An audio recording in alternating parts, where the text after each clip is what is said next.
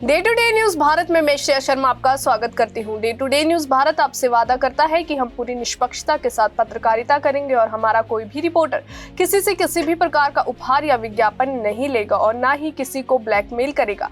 हम दबे कुचले लोगों की आवाज बनेंगे, साथ ही हम ऐसी कोई खबर नहीं चलाएंगे जो भोली भाली जनता को मूर्ख बनाए या धोखा दे। हम लोकतंत्र के चौथे स्तंभ को भी मजबूत करने की पूरी कोशिश करेंगे। हिमाचल प्रदेश में हाल ही में आई प्राकृतिक आपदाओं ने जहां जनजीवन को बुरी तरह से प्रभावित किया है, वहीं अब राजनीतिक हलचल भी तेज होती जा रही है। मुख्यमंत्री ठाकुर सुखविंदर सिंह सुक्खू ने केंद्र सरकार पर तीखा हमला बोलते हुए कहा कि केंद्र के मंत्री सिर्फ राजनीतिक लाभ के लिए आपदा प्रभावित इलाकों का दौरा कर रहे हैं, जबकि उन्हें अपने अपने मंत्रालयों के स्तर पर ठोस राहत पैकेज की घोषणा करनी चाहिए। मुख्यमंत्री सुक्खू ने कहा कि प्रधानमंत्री द्वारा घोषित 1500 करोड़ रुपए की राहत राशि का अभी तक कोई औपचारिक ऐलान या नोटिफिकेशन सामने नहीं आया है। उन्होंने सवाल उठाया है, क्या ये राशि कोई विशेष राहत पैकेज है या फिर किसी योजना के तहत दी जा रही सामान्य मदद है। उन्होंने साफ तौर पर कहा कि प्रदेश की जनता को सहानुभूति नहीं बल्कि ठोस राहत चाहिए। और क्या कुछ कहते हैं सीएम सुक्खू, आइए सुनते हैं।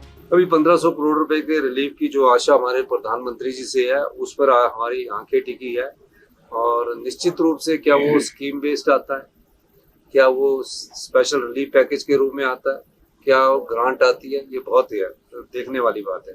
महज भारतीय जनता पार्टी के लोग हर दिन मंत्री भेज रहे हैं। मंत्री भेजने से कुछ कार्य नहीं होने वाला। मंत्रियों द्वारा जो धन लाया जाना, उससे कार्य होना। आप एक हाइप क्रिएट कर रहे हो कि आज केंद्र का ये मंत्री आ रहा है, केंद्र का वो मंत्री आ रहा है, केंद्र का वो मंत्री आ रहा है। वो उनका मंत्री वहां जाके विजिट कर रहे हैं, फिर उस गांव में विजिट करने के बाद समस्या का समाधान कैसे होगा?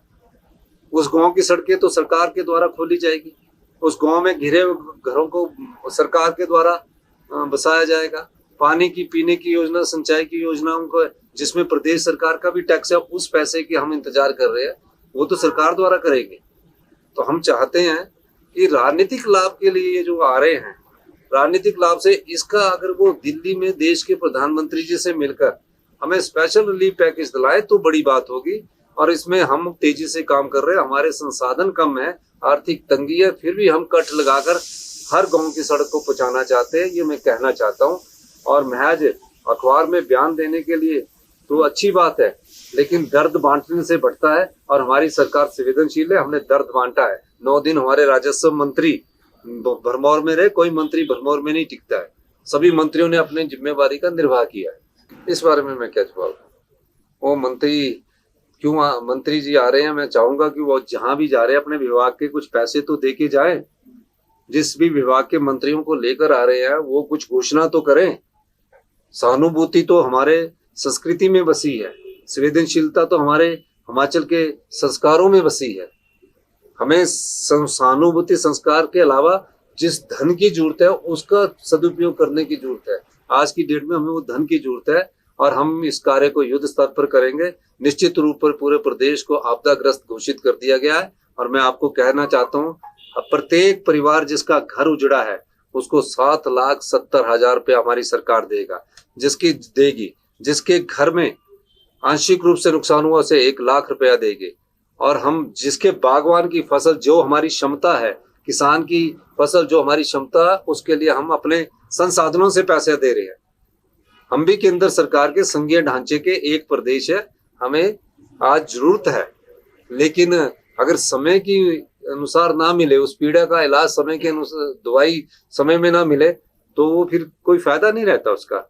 जैसे कि पीडीएनए 2 साल में बाद मिला और पीडीएनए की बार बार बात करते हैं। उसकी एक किस्त आई है सिर्फ 400 करोड़ रुपए की। 1500 करोड़ रुपया देना है, 500 करोड़ रुपया राज्य का हक है। तो 10,000 करोड़ का आंकलन तो केंद्र सरकार खुद करके गई थी। तो ये सब राहत की अभी जरूरत है। पर लेकिन हम कई योजनाओं के धन को इधर से कट लगाकर, उधर से कट लगाकर हम प्रदेश की सड़कों को और पीने की पानी की योजनाओं को और बिजली पहुंचाने का कार्य हम कर रहे हैं। पिछले रात को बहुत तेज बारिश प्रदेश में हुई और सुंदरनगर के निहारी क्षेत्र में 3 लोगों का डेथ हुई है। किन्नौर में 2 लोग अभी मिसिंग बताए गए हैं और कांगड़ा में 13 परिवारों को हमारे जो है वो शेल्टर होम्स में ठहराने का इजाज़त दी है। और निश्चित रूप से जाती हुई मानसून से बहुत तबाही प्रदेश में हुई है। 20 जून से ये मानसून शुरू हुआ है, आज तकरीबन 15 सितंबर हो गई है और इस 15 सितंबर में सभी प्रकार का नुकसान प्रदेश में हुआ है, चाहे वो पानी की योजनाएं हो, चाहे वो सिंचाई की योजना हो, चाहे बिजली की परियोजनाएं हो, सभी प्रकार से प्रदेश को भयंकर नुकसान हुआ है। पिछले 3 साल में आपदा से तकरीबन 20,000 करोड़ रुपए का नुकसान का अनुमान है।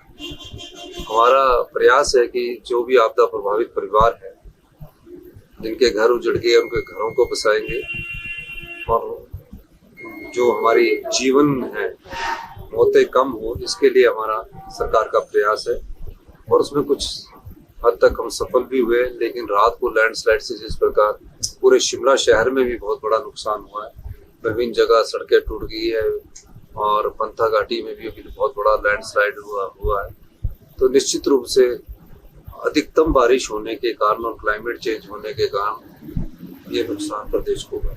शिमला से अनीश चौहान की रिपोर्ट।